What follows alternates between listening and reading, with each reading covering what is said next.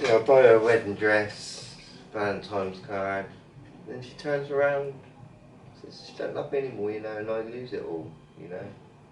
And I have to start my life again, you know, and here I am today. From start everything up from scratch again, after all the time, energy, money that you invested. Yeah, but you know, life goes on, doesn't it? You know, and I'm glad today, you know. But it happens every day. I'm glad, you know. I'm a lot happier actually, you know, that I'm a lot happier being not married. Yeah. Put it that way in life. Yeah. I don't think I'd be so happy right now if I was married. Yeah. To anyone. Yeah. You know. Yeah. I think it's a lot nicer in a funny way, sort of like living life free of marriage. Yeah. I'm glad I experienced it, let's put it that way. And that's that. Now you're your own entity. Yeah. Yeah, and it's great, you know. Yeah. And I think marriage can be wonderful if you've got the right person. You know, if you both complement each other and you both, you know, bring shit to the table together. You both understand each other. That's it, you know. I think that's down to it, really. Yeah. And you got to have friendship is important as well too.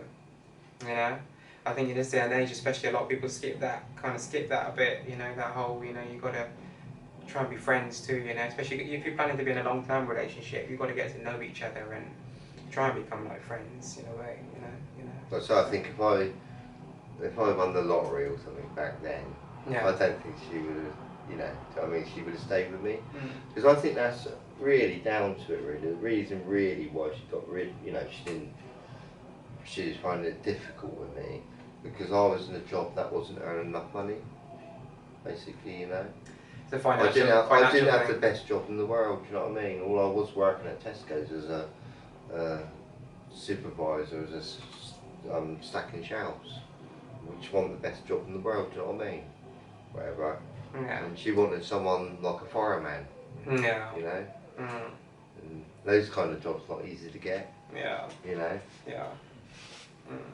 You know, so, I mean, like I said, I left school and I couldn't read or write, you know, because I had a little bit of a problem in my earlier schools where a teacher locked me up in the cupboard all the time and I didn't really learn much. You know, I didn't want to be there. Yeah. You know, but now I can read and write, whatever, but it did sort of like, I did have a problem getting a job that paid good money. Yeah, of course, yeah. Because, you know, I didn't really have any grades or anything, to be honest with you, do you know what I mean? You know, I was good at art, I was good at technical drawing. Yeah. I just ran away from school, do you know what I mean? I didn't want to know the place. Okay. You know? Yeah. And I didn't really have parents sort of turn me off. Yeah. Or doing, you know, running away from school or pushing me into college. Yeah. You know, but funny enough, when I was 16, I did go to college. I learned different trades. Okay. You know, like metalwork and woodwork, whatever, you know. Yeah. And, you know, and I learned electronics as well, you know, do you know what I mean? After school and, you know, like, so I'm not intelligent in every way today, but I feel like I've learned a lot since leaving school. Yeah. You know, even about money. Yeah. You know. About, like, I mean, I didn't know anything about money when I left school, like I said. Do you know what I mean? They don't teach you, do they? No, financial literacy. It's like, why don't they teach? What's going on here? You know, they teach you. No, I was going to say, like, in my latter years of secondary school, I did do something called Principle of Accounts and Principles of Business. But the teachers that I had during that time, the way that they were trying to teach it to me, I just did not understand it. If you see what I mean. I understood the basics of it, if you see what I mean. But once it got to a certain level, there's some things that just didn't make sense to me, you know. And like, I ended up like not paying attention as much as I should have done, if you see what I mean. And then when I left school, that's when I really started to more so kind of like educate myself a bit more, like, if you see what I mean. Did they teach you how to be self-employed? No, that's what I mean. No, none of that shit. Nothing about like entrepreneurial type stuff. Or... I mean, it's quite simple, really, isn't it? Why don't they teach children how to be self-employed? Yeah. I don't think they want it. But yeah, how to run their own business if they need to, like, you know. and you know what comes along with that, and you know, and etc. You know. Well, I don't think I got 10 minutes. Mm. Did you? My teacher, I didn't get 10 minutes. Do you know what I mean? Like, well, I used to have a teacher, but like, to be honest, like, because there was so many of us in the class, like, and sometimes, like, I didn't always get all of it. Like, don't get me wrong, I did quite well in Principle of Accounts and Principles of Business. You know, I did pass both, but I just, you know, there's certain things that I just didn't pick up, you know, and I just missed it, you know, and like before I knew it, the teacher had already kind of like moved on to the next thing. You know what I mean? It's just like, fuck, you know, I missed that, you know, that, you know, whatever, you know. But yeah, when I left school, then I started to educate myself a bit more. You know, once I left school, I had to start working and, you know, paying my way, you know, providing for myself, and you know, I soon figured it out quite quickly. You know. But in these council schools that most people go to, yeah, they don't teach you how to be self-employed or anything about money. Do you know what I mean? Really, do they? Not really, or about banking too much, do they? Yeah. Do you know what I mean? I think like if you go to a private school, yeah, they will teach you everything yeah, about self-employed. yeah, That's the thing, you know. That's why I think, hang on, they're not teaching these children anything, but they're teaching those children how to be successful in a funny way. But they're not teaching these children. yeah. That's what I think. Yeah. You know, like, so I can't remember any education to do with business when I was at school. Can you? I can, yes, a little bit, like to be honest, but like it just, you know, it just a lot of it missed me, you know. It wasn't really my cup of tea. Like, I learned the basics. It's like for me, like most things in school, I learned a lot of what I needed to know. Once it got to a certain point, secondary school, like just before I was about to finish secondary school, it got to a point where I felt like I kind of like grasped like all I needed to know from like most of my topics, most of my subjects that I'd learned, and I just got to a point where it was just like I couldn't wait to leave school kind of thing. That's how I just did my exam, the few exams that I could, because I didn't get to finish my final year because of things that have been going on that I won't go into now. But trouble and shit that I got into. But the few exams that they did allow me to do, that I did pass those, and I got those few, so if I'd been allowed to finish my last year, I think I would have got a few more, for sure, I think, but yeah. But if somebody if they taught you how to be self-employed or whatever, and taught you more about the world, the outside world, you left school with more confidence, and understanding, and become self-employed. Yeah. And become rich, do you know what I mean? Yeah. And they don't help you. Do you know what I mean? They don't help. That's what I think, Yeah. They just don't help people to become rich. Well, for me, I understood from a young age, because I grew up in a household where it was just my mother predominantly raising me and my two sisters. So there's three of us, and my mum predominantly on her own for most of our lives, yeah. And she was the provider, and she was always, even when she was married to my younger sister's father, and he was there for a few years, she was still the main provider. So she was the one that always provided, and she always did the absolute best she could in every way, shape or form, in every way possible. She did her absolute best, but there were times that it was hard, it was, and, money wasn't, times were hard, and money wasn't, there was money there to pay the bills and the rent and everything, the necessities, but aside from that, there wasn't much more of it, if you see what I mean. So I kind of grasped that from a young age, and I understood that I needed to start, finding ways to make money. So that's why I ended up like gambling in school, and ended up, doing other things too as I got older too, in the streets, doing things here and there, making certain little moves here and there, especially when I was working in the hotels, because I could meet a lot of tourists, and they might want something here and there, and I could, charge them up, Kind of terrorists. Tourists. It sounds the same. Yeah, it sounds the same. But yeah, tourists. You might meet some tourists. When I was working in the hotels, you might meet some tourists, and they might want something, and you might be able to charge them like double the price or something, like, you know, if you see what I mean, like make a profit for yourself, if you see what I mean. Like they might come to you and say, oh mate, I need some smoke, or I want some, you know, some powder or something, and you say, okay mate, you know, this is the price, you know, and you know you can get it for a cheaper price, but you might, you know, put a hundred, you know, an extra 100 on top or something for yourself, you know. If you see what I mean, because I was young and I was hustling, like it was, you know, that was, you know, it was always always trying to make a profit. If you see what I mean, with everything, because I understood that I needed money. If you see what I mean, you know. I remember going to school, and like I said, don't take anything away from my mum whatsoever, but she could only give me a certain amount of money to go to school with every day, and it wasn't always enough for me to buy lunch and do everything that I needed to do. Like I could buy lunch and I could do, you know what I mean, but then I wouldn't have money throughout the rest of the day, kind of thing. You see what I mean? So, you know, I might have bus fare, but that would be it. That would be to get home. Yeah, it's sad, really, isn't it? So I mean, but if you're I started getting money. You know what I mean? That was it. It was get money, and that was it. I was on. I was hustle mode. You know what I mean? You know. I mean, that's sad, isn't it? Like the world we're living in, right?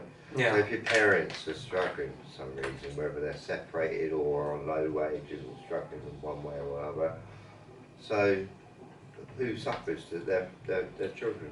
The children. You know, most of all. You know, they're. I mean, like, as I say, like if there's a couple looking after some children, and the bloke's going out drinking every night, you know, it's the child that's suffering. Yeah, true.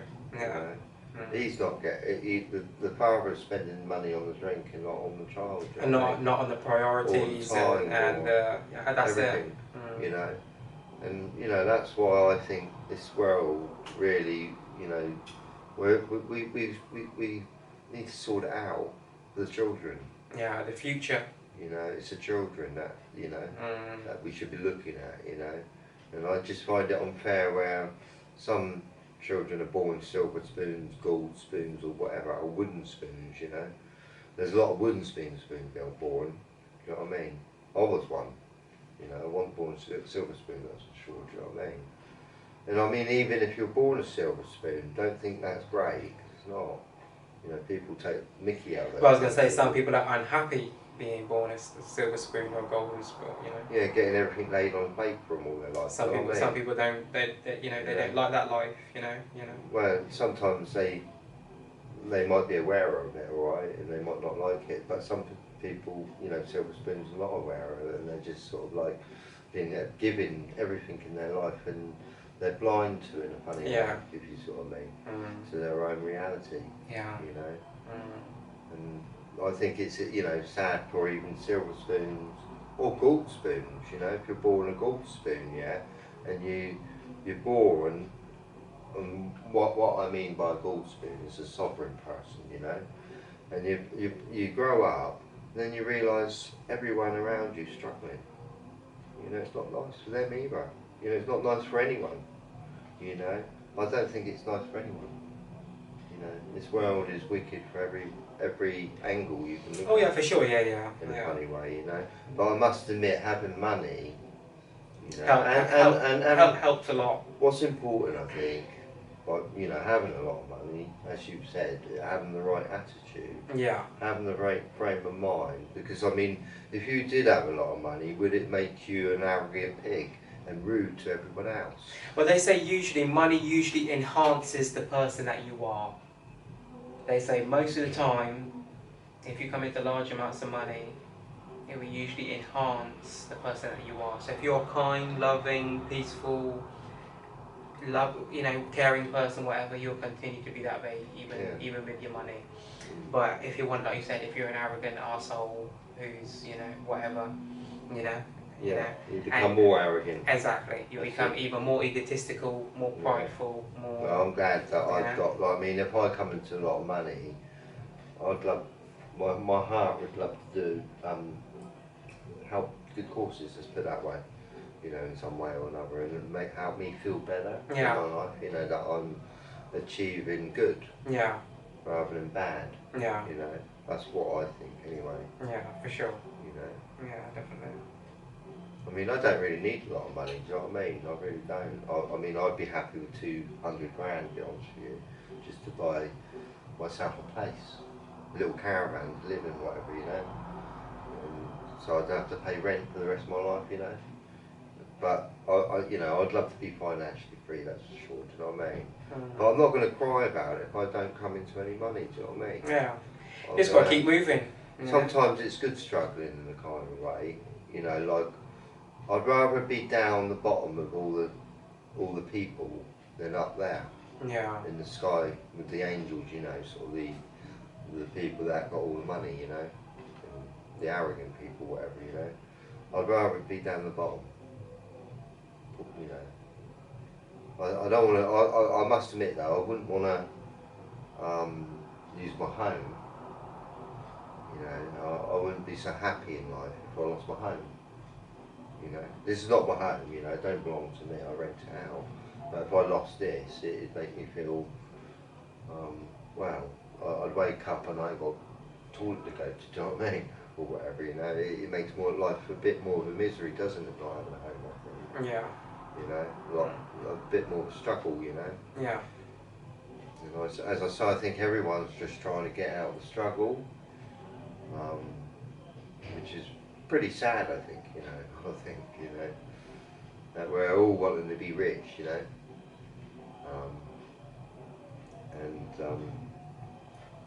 I just wish that everyone was super rich, that's all, do you know what I mean? I just wish that everyone was comfortable. Same here. I think security is important, you know. Security is very important because that just alleviates a lot of, it doesn't solve all your problems, as we know, you know, that is a real, it doesn't solve all your problems, we all know that, but it just alleviates a lot of stress in certain aspects of your life from a financial perspective, you know. You know that you've got your own place, you know, you've got enough money to always feed yourself and pay your bills, and you know, your loved ones and the people that you care about are looked after and they're okay, you know, and if they need anything you can assist them.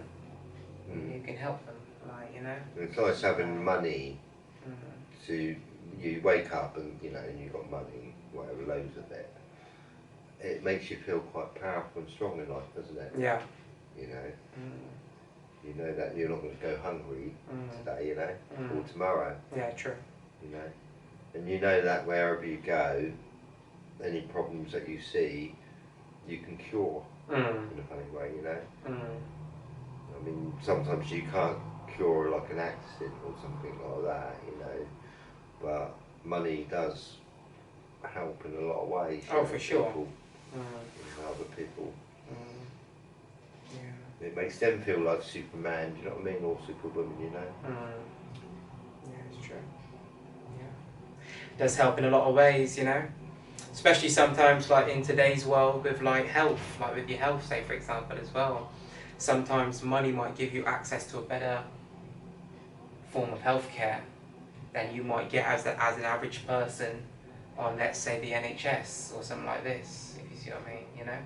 Because there have been instances where people have been literally waiting to have a surgery, but they've had the money to pay for it up front and they've prioritised them, if you see what I mean. You say, you know, I'll pay for the surgery up front, and they say, okay, you can jump the queue, have your surgery tomorrow, because you're paying for it, you know what I mean, like, you know, whereas some people haven't got that option as well. Sometimes money can help you with your health in times of need of your health. You know, if you've got money, if you can afford to go to the best doctors, best physicians, best whatever the case may be. Well, I mean, if I come into loads of money right now, I'd be phoning up plastic surgery to get my face done, get a facelift and things, you know, and get more muscles put up here. You can do that shit today though, mate, funny enough. Yeah, and you can get the abs. Apparently you can get the abs too. Apparently you can get the abs too, mate, apparently. Yeah. Make myself look much stronger, you know. And because I'm so rich now, I'd buy really sort of good food. Yeah. Expensive, you know. Yeah, best food. And the best wine. Nice steak. Nice steak. Yeah. Yeah. I won't buy wines and shit though, that's for sure. But we already eat well anyway, don't we, mate, to be honest, let's not lie. I do, yeah. We eat well. We don't suffer in any way. But we would eat, obviously, you'd be able to afford better quality, even better quality of food. Exactly. Because then you could afford to go to the farm shop and pay for the free range, completely organic chicken that cost £20 for a whole chicken, rather than £9 in the supermarket, because it's not the same, if you see what I mean, you know. But you can afford to spend that then, because if you've got the money, you can afford to spend that 20 quid on that. You can afford double cream. You know, you can afford everything. Double cream. You can treat yourself. You know, so. But unfortunately, if you don't get much money, you can't buy any double cream. As simple as that. Yeah. So don't forget, the emphasis of today is if you don't get enough money, you can't buy enough. That's right. Double cream. It's a bit like sad, isn't it? If you go in the shop and you can't afford double cream. Well, isn't it funny?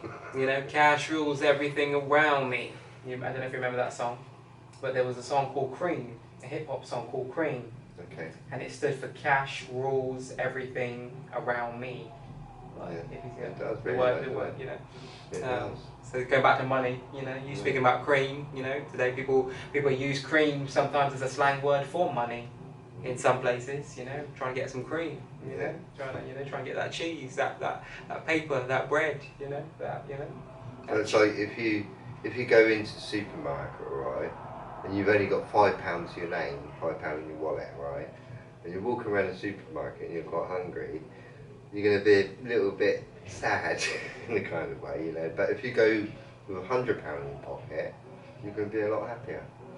Well, sometimes, right, mate, I remember times, right, when I first, like, when me and my wife first moved in together, and our child, you know, we had our first child together, we had our son together.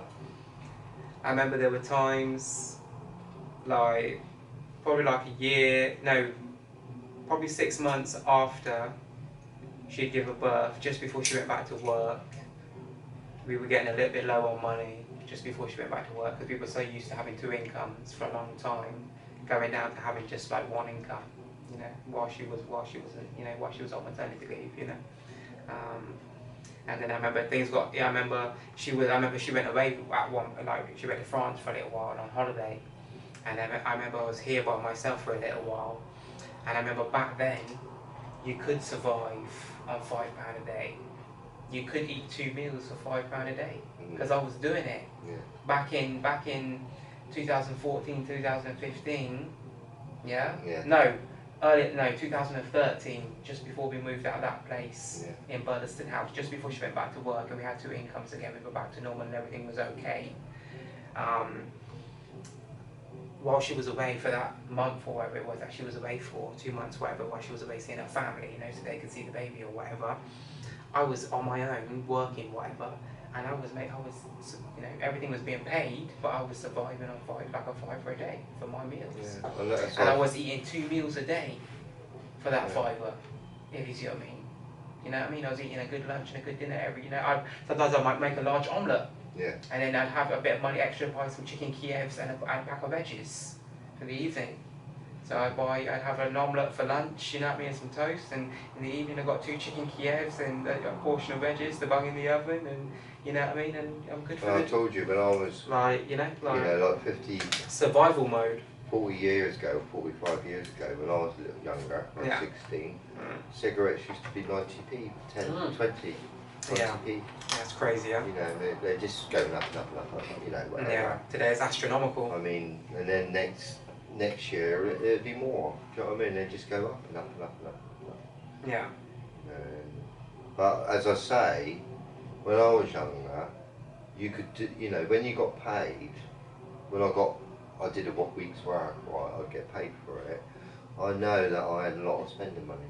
Yeah. You know, but I must admit I lived with my mum then, right, whatever, and I didn't have to pay rent. But when I went and paid for rent for the first time, things were a lot easier, right? And after paying all your bills, you'd have a lot left over. Yeah. Right, but slowly in time, year after year, it's, you know, nobody's got anything. No, it's got harder. Anyway, it's like money's drying up, like water, in a funny way, you know. Yeah. It's not easy. Yeah, like fiver, you see a fiver now, it's not worth much now. You know, it's like a quid now. You know, the quid's becoming like a penny in a kind of way. And I don't even know why they still do pennies today in a funny way. You know, like people counting pennies. And I think they should go. You know, got rid of them years back. You know what? It's making life more complicated because people got count pennies. You know, some people spend hours counting pennies all day. Honestly, they do. Yeah. You know, they could have got rid of that a while ago. They could have done. They could have said, look, you know, let's forget pennies. We've got a pound. That's like a penny. Do you know what I mean? Yeah. In a funny way. But once you've got 5p's, 10p's, and all that, you can make up a pound anyway. So you don't need pennies. It's just made the world. You know, let's put it away. Put it this way: the peasants are playing with pennies and adding them up every day. You know, and it's just. You know, can you imagine if they didn't exist? You know, we just had notes now. Yeah. You know, well, it's heading that way, isn't it? You know, the money's, you know. Well, you know, like things in the shop, $4.99. Yeah. Or $6.99. Because it's an illusion. It's an illusion. Yeah, like only because it's a penny cheaper. It's not £6. It makes you think it's cheaper. Yeah, 1 penny cheaper. Because it's a marketing technique that they use to make you think it's cheaper. Exactly. Because in your brain, when you see that, you don't think it's £7. You think it's, you know what I mean. You're thinking 6. You know, if you see what I mean. You're not thinking £7. If you see what I mean, you know. Yeah, and say you bought something for $6.99, alright, and you give me 20 quid, and then I give you the change in pennies. 1, 2, 3. You'll be there for an hour. I'll tell you, mate, if you can't give me my change in pound coins or bills, mate, just keep it. Just keep it. Keep the change, mate. Yeah. It's true though. Pennies are. They should have gone years ago. We're living in the modern world, for goodness sake. You know what I mean? We're living in an age where everything's going towards. Speaking of money, you know, everything's going. Just before this, we end this week's episode. You know what I mean? We're going towards the cryptocurrency. We're living in a cryptocurrency age where everything's digital. All the money today is all digital, isn't it? All relying on electricity. Electricity. It's all digital. It's all, you know. And you've got all these various different forms of money today through cryptocurrencies and, you know, whatever else, you know, the various different ones there are. You know, you could go on for it, you know. I was told that King Charles would be going on loan. Oh, okay. At Christmas time. Okay, at Christmas, yeah. Okay. 2 months time, something, but they'll all be changed over within 2 years. Okay. Yeah. Take 2 years to change all of them over. Yeah, that makes sense. Yeah, that makes sense. Yeah. Well, they would obviously have to get all the old ones out of circulation. Yeah, it takes 2 years. Yeah. You know, it's like you said that the £20 and 50 notes going out of circulation. It's not. No, it's not. They're changing it up. They're changing. No, it's the paper note they want. That's what I mean. They're changing it to the same thing as the £5 and the £10 note. If you see what I mean, that plastic, like the plastic kind of. That's right. Yeah. No, they're making that. Yeah. They're just getting rid of the old ones, like you said, out of circulation. So. Yeah. I don't think they're getting rid of cash that quick. Because, no. like I say, like you got to imagine if the electric went alright.